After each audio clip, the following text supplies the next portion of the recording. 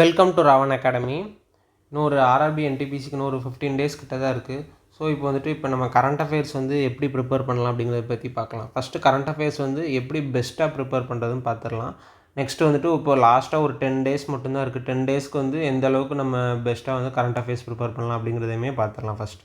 Okay, first வந்துட்டு current affairs செக்ஷனை பொறுத்த வரைக்கும் நீங்கள் பெஸ்ட்டாக ப்ரிப்பேர் பண்ணணும்னு வச்சிங்கன்னா எப்போவுமே வந்து டே டு டேயில் வந்துட்டு நீங்கள் டெய்லி வந்துட்டு கரண்ட் அஃபேர்ஸ் வந்துட்டு அப்படியே படிச்சுட்டு இருக்கிறது தான் கொஞ்சம் பெஸ்ட்டாக இருக்கும். ஏன்னா நீங்கள் டெய்லி கொஞ்சம் கொஞ்சம் படிச்சுட்டு அதுக்கப்புறம் வந்துட்டு ரிவைஸ் பண்ணுற மாதிரி இருந்துச்சுன்னா அது கண்டிப்பாக நமக்கு வந்து நல்லா ஞாபகம் இருக்கும்.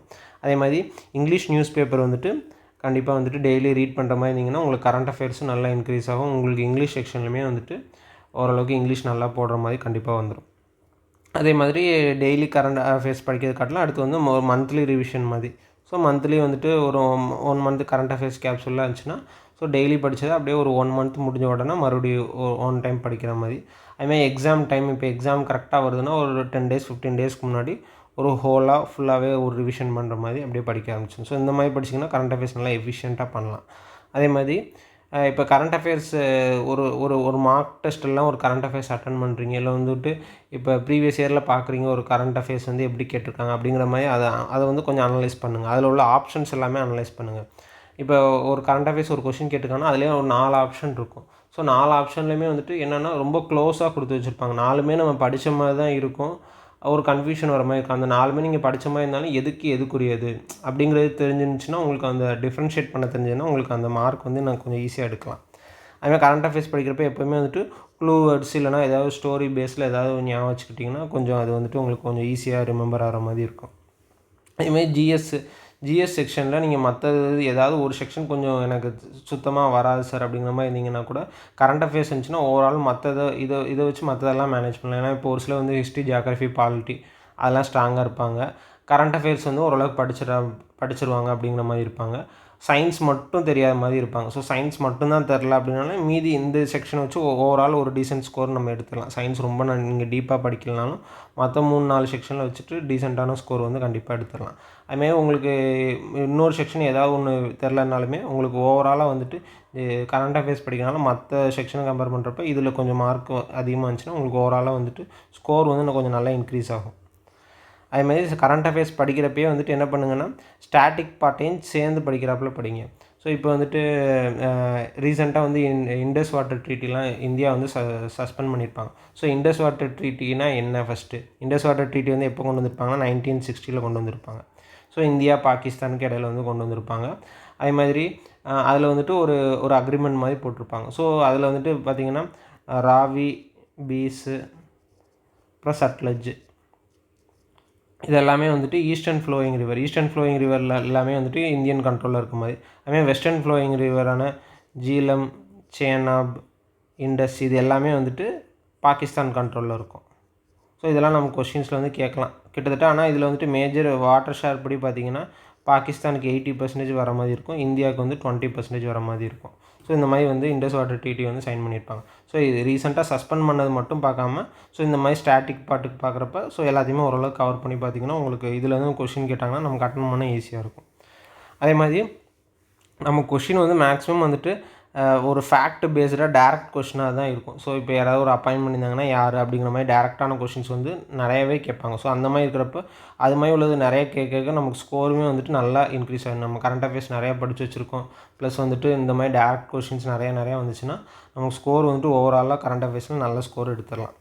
அதே மாதிரி கரண்ட் அஃபேர்ஸ் வந்துட்டு இப்போ நீங்கள் உங்கள் ஃப்ரெண்ட்ஸ் கூட ஏதாவது ஒரு கொஷின் ஏதாவது ஆப்டிடியூட், ரீசனிங் ஏதாவது டவுட் கேட்குறீங்க அப்படின்னு கேட்குறப்போ இல்லை உங்களுக்கு தெரிஞ்ச கரண்ட் அஃபேர்ஸையும் அப்பப்போ 1-2 நீங்கள் கேட்டு ரிமைண்ட் பண்ணிக்கலாம். இல்லைனா கரண்ட் அஃபேர்ஸ் மட்டும் ஒரு சில டைம் வந்து கொஷின் கேட்டுக்கலாம். ஒரு 1 மந்த்து படிச்சிருந்தீங்க இல்லைனா ஒரு லாஸ்ட்டு எக்ஸாமுக்கு ஒரு 2 டேஸ் 3 டேஸ் முன்னாடி வந்துட்டு கொஞ்சம் கரண்ட் அஃபேர்ஸ் வந்துட்டு நீங்கள் கொஞ்சம் கொஷின் கேட்குறது, அவங்க கொஞ்சம் கொஷின் கேட்குறது அது மாதிரி இருந்தீங்கன்னா அது வந்து மைண்டில் வந்து கண்டிப்பாக வந்துட்டு உங்களுக்கு நிறையா வந்து ரிஜிஸ்டர் ஆகும் உங்களுக்கு வந்து கொஷின் கேட்குற மாதிரி. ஸோ இதெல்லாம் வந்துட்டு ஓரளவுக்கு எப்படி கரண்ட் அஃபேர்ஸ் பெஸ்ட்டாக பண்ணணும் அப்படிங்கிற மாதிரி உள்ளது. இது டயர் 1 முடிஞ்சதுக்கப்புறம் கண்டிப்பாக இதை ஃபாலோ பண்ணுங்கள். ஐ மீன் இப்போ லாஸ்ட்டாக தான் இப்போ இன்னும் ஒரு 10 டேஸ்லாம் கரண்ட் அஃபேர்ஸ் ப்ரிப்பேர் பண்ண போகிறேன் அப்படிங்கிற மாதிரி இருந்துச்சுன்னா நீங்கள் உங்களுக்கு சொல்கிற பெஸ்ட்டு இது வந்துட்டு என்னென்னா நமக்கு வந்து டைம் வந்து நிறையா இல்லை. ஸோ 10 டேஸு ஒரு 15 டேஸ் அந்த மாதிரி தான் இருக்குது. இது வரைக்கும் நான் கரண்ட் அஃபேர்ஸ் இன்னும் பார்க்கவே இல்லை சார். இப்போ தான் பார்க்க ஆரம்பிக்கேன்னு வச்சிங்கன்னா, ஃபஸ்ட்டு வந்துட்டு ஷார்ட்டாக குயிக்காக என்ன அப்ரோச்சில் படிக்கணுமோ அது மாதிரி தான் நம்ம படிக்கணும். ஏன்னா அப்படின்னா தான் உங்களுக்கு வந்துட்டு ஒரு ஈஸியாக ரிமெம்பர் ஆகிற மாதிரி இருக்கும். ஷார்ட்டாக கிறிஸ்பியாக ஸ்வீட்டாக படிக்கிறாப்புல கொஞ்சமாக படிக்கிறாப்புல படித்து வச்சுக்கணும். ஸோ அந்த மாதிரி படித்தா நல்லா இது பண்ணலாம். அதே மாதிரி நீங்கள் இப்போ படிக்கிறீங்கன்னா டாபிக் பை டாப்பிக்காக படிங்க. ஸோ இப்போ அவார்ட்ஸ் அண்ட் ஹானர்ஸ் இருக்குது, இல்லைனா வந்துட்டு அடுத்து ரேங்கிங் அண்ட் இண்டெக்ஸ் இருக்குன்னா, ஸோ அந்த மாதிரி ஒரு டாபிக் வைஸ் படிச்சுருங்க. ஸோ அந்த மாதிரி ஒரு நாளைக்கு ஒரு டாபிக் கவர் பண்ணிங்கன்னா ஒரு 10 நாளில் ஒரு 10 டாபிக் கவர் பண்ணிடலாம். ஸோ ஒரு 10 மார்க் கிட்ட நம்ம வந்து எடுக்கிற மாதிரி பண்ணிடலாம். லாஸ்ட்டாக ஒரு 5 நாள் இருந்துச்சுன்னா அதை கொஞ்சம் அப்படியே ரிவிஷன் பண்ணுற மாதிரி அதை அப்படியே யூஸ் பண்ணிக்கலாம். அதே மாதிரி க்ளூ வேர்ட்ஸு, ஸ்டோரி அதெல்லாமே வந்து கொஞ்சம் நீங்களாக மேக் பண்ணிக்கணும். ஸோ இதுக்கு இந்த மாதிரி ஒரு க்ளூ வேர்டு, இந்த கொஷினுக்கு இது வராங்க, ஸோ இவங்க இந்த அவார்டு வாங்கியிருக்காங்க, அந்த மாதிரி ஏதாவது ஒரு க்ளூ வேர்டை கொஞ்சம் ஞாபகம் வச்சுக்கிட்டிங்கன்னா அது கண்டிப்பாக யூஸ்ஃபுல்லாக இருக்கும். அதே மாதிரி நிறைய டைம் வந்து கரண்ட் அஃபேர்ஸில் வந்து லாஸ்ட் மினிட்ல எடுக்காதீங்க. ஸோ லாஸ்ட் மினிட்ல வந்துட்டு நீங்கள் மற்றபடி ஆப்டிடியூடு ஃபார்ம்லாம் பார்க்க வேண்டியிருக்கும், இது பண்ண வேண்டியிருக்கும். ஸோ கரண்ட் அஃபேர்ஸ்னு எடுத்திங்கன்னா லாஸ்ட் மினிட்ல ஃபுல்லாகவே தூக்கி வச்சுட்டு உட்காந்துட்டே இருக்க மாதிரி இருக்கக்கூடாது. ஸோ வந்துட்டு லாஸ்ட் மினிட்ல இப்போ கடைசி ஒரு 10 டேஸ் ப்ரிப்பேர் பண்ணுறீங்கனாலும் ஒரு 1 ஹவர் இல்லை 1.5 ஹவர் காலையில், அதுமாதிரி ஈவினிங் ஒரு 1 ஹவர் 1.5 ஹவர். ஸோ அந்த மாதிரி ப்ரிப்பேர் பண்ணிக்கோங்க. ஸோ ஃபுல் டே உட்காந்து கரண்ட் அஃபேர்ஸே தூக்கி வச்சுட்டு உட்காந்திங்கன்னா உங்களுக்கு மற்ற எல்லா செக்ஷன்லையும் இதாகிற மாதிரி இருக்கும். நிறைய டைமு லாஸ்ட் மினிட்ல ஸ்பெண்ட் பண்ணக்கூடாது. ஸோ இது ஒரு இது. அதுமாரி லாஸ்ட் மினிட்ல வந்துட்டு ரொம்ப எலாபரேட்டாக கடைசி டைமில் படிக்காதீங்க. ஸோ ஒரு 1 டே கரண்ட் அஃபேர்ஸ் நான் இப்போ உட்காந்து ஸ்டார்ட் பண்ண போகிறேன்னா இப்போ உட்காந்து ஸ்டார்ட் பண்ணி நமக்கு கண்டிப்பாக எந்த ஒரு யூஸ்ஃபுல்னஸும் இருக்காது. ஸோ வந்துட்டு நம்ம எலாபரேட்டாக லாஸ்ட் மினிட்ல படிக்கணும். இப்போ எக்ஸாம்ஸ்க்கு நீங்கள் ப்ரிப்பேர் பண்ணிங்கன்னா லாஸ்ட் ஒரு 1 இயர் பார்க்கணும். ஸோ லாஸ்ட் ஒரு 1 இயரில் டாபிக் பை டாப்பிக்கில் எது இம்பார்ட்டண்ட்டாக இருக்கோ ஃபஸ்ட்டு அதை பார்த்து அதை வந்து நம்ம முடிச்சிடணும். அதே மாதிரி பார்த்துக்கணும். அதே மாதிரி என்னென்னா ஒரு குயிக் அவுட்லைனர் மாதிரி பார்த்துக்கணும். ஸோ எல்லா டாப்பிக்குமே வந்துட்டு ஒரு அவுட்லைனில் என்னென்ன இருக்குது அப்படிங்கிற மாதிரி நம்ம பார்த்து வச்சுக்கணும். ஏன்னா லாஸ்ட் மினிட்ல நம்ம ப்ரிப்பேர் பண்ணுறப்ப அப்படி பண்ணால் தான் கொஞ்சம் பெஸ்ட்டாக இருக்கும். அதுமாதிரி ஒரு 10 நாள் அந்த லாஸ்ட் ஒரு 10 நாள் நம்ம படிக்கிறதுல வந்துட்டு நம்ம வந்துட்டு ஒரு டீசெண்டான ஸ்கோர் எடுக்கிற அளவுக்கு படிக்கலாம். ஒரு ஃபுல் மார்க் எடுக்கணும் அப்படிங்கிற கரண்ட் அஃபேர்ஸ் செக்ஷனில் ஃபுல் மார்க் எடுக்கணும்னு நம்மளால் படிக்க முடியாது. பட் ஆனால் ஒரு டீசெண்டான ஸ்கோர் கரண்ட் அஃபேர்ஸில் வைக்கணும்னா கண்டிப்பாக அந்த 10 டேஸில் படித்து கண்டிப்பாக வச்சிடலாம். ஸோ அதெல்லாம் நம்ம எக்ஸாக்டாக புரிஞ்சுக்கணும். ஸோ ஒரு 6 மாதம் 1 வருஷம் டெய்லி கண்டினியூஸாக படிக்கிறவங்களுக்கும் ஒரு 10 நாள் 15 நாள் படிக்கிறவங்களுக்கும் கண்டிப்பாக டிஃப்ரென்ஸ் இருக்கும். ஸோ 10 நாள் 15 நாள் நம்ம படிச்சிருக்கணும், ப்ளஸ் அதை வந்து நம்ம ரிவிஷன் பண்ணி அதை ஞாபகம் வச்சுக்கவும் செய்யணும். 6 மாதம் 1 வருஷம் படிக்கிறவங்களுக்கும் நமக்கும் அந்த ஒரு டிஃப்ரென்ஸ் இருக்கும். பட் அந்த டிஃப்ரென்ஸை வந்து எந்த அளவுக்கு நம்ம கம்மி பண்ணுறோமோ அந்தளவுக்கு நமக்கு வந்து செலக்ட் ஆகிறதுக்கு ஈஸியாக இருக்கும். அதே மாதிரி கொஷின் வந்துட்டு இப்போ நீங்கள் கொஷின்ஸ் வந்து கேட்குறதுக்கு சிமிலர் டைப் ஆஃப் கொஷின்ஸ் என்னென்ன இருக்குங்கிறத பார்த்து அதுக்கு ஏற்ற மாதிரி உள்ள கொஷின்ஸாக தான் நம்ம படிக்கணும். ஸோ ரொம்ப இரலவெண்ட்டாக வரவே வராதுன்னு தெரியும் அந்த மாதிரி இது உட்காந்து ரொம்ப எலாபரேட்டாக அந்த மாதிரி உட்காந்து நம்ம படிச்சுட்டு இருக்கக்கூடாது. ஸோ அது வந்து ஒரு ரொம்ப இம்பார்ட்டண்டான உள்ளது. அதே மாதிரி இப்போ வந்துட்டு டெய்லி ஒரு 6 மாதம் 1 வருஷம் டெய்லியே கரண்ட் அஃபேர்ஸ் படிக்கிறாங்கன்னா, இப்போ கரண்ட் அஃபேர்ஸ் ஒரு 15 கொஷின்ஸ்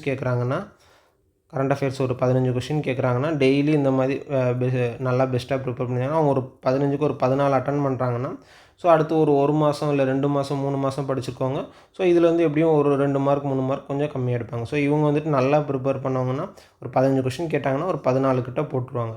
ஸோ அதோட கம்மியாக வந்துட்டு ஒரு லாஸ்ட்டாக ஒரு 3 மந்த்ஸாக நல்லா கரண்ட் அஃபேர்ஸ் படிச்சுட்ருக்காங்க, இல்லை 2 மந்த்ஸாக நல்லா கரண்ட் அஃபேர் படிச்சுட்ருக்காங்கன்னா அவங்க வந்து ஒரு 12 ஒரு 10 to 12 மார்க்ஸ் கிட்ட எடுக்கலாம்.